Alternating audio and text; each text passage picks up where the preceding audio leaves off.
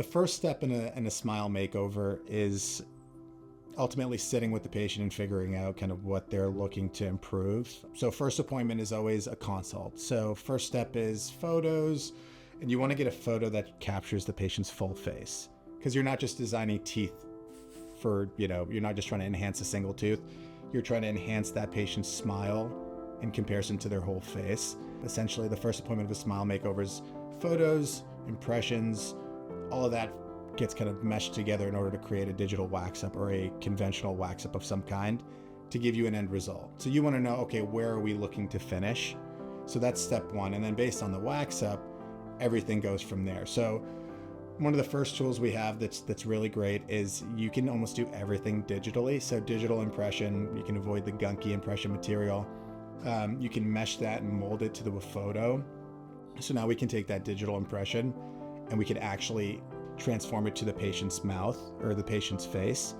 And so you can take that photo that you took of their face with the digital impression and put it all together. And that way you can create a smile that actually suits them. And then from there, now that you have that end result in mind, then you can go about treating or prepping teeth conservatively.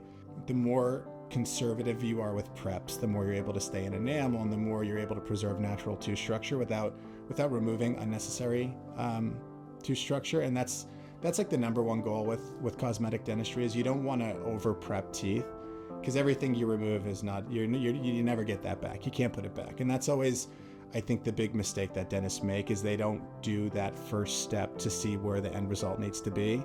Because if you don't know where you're going to finish, you don't know how much to remove in the first place. So we have some patients who come in who might have very healthy teeth and all they need is to kind of enhance the front of them. And that's where porcelain veneers come into place. But when you have a patient like that, you don't really need to prep the teeth all that much. So that patient walks out with a very conservative design for their teeth, but you're also able to put veneers on there that enhance their smile. So it's like the best of both worlds.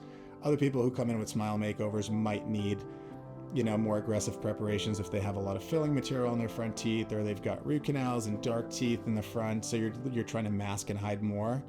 So ultimately it depends on, number one, kind of where the end result's going to be. So that wax up that you do, that shows you the end result. And then number two, figuring out patient by patient, what's the status of their teeth and what do they need to enhance without removing too much tooth structure.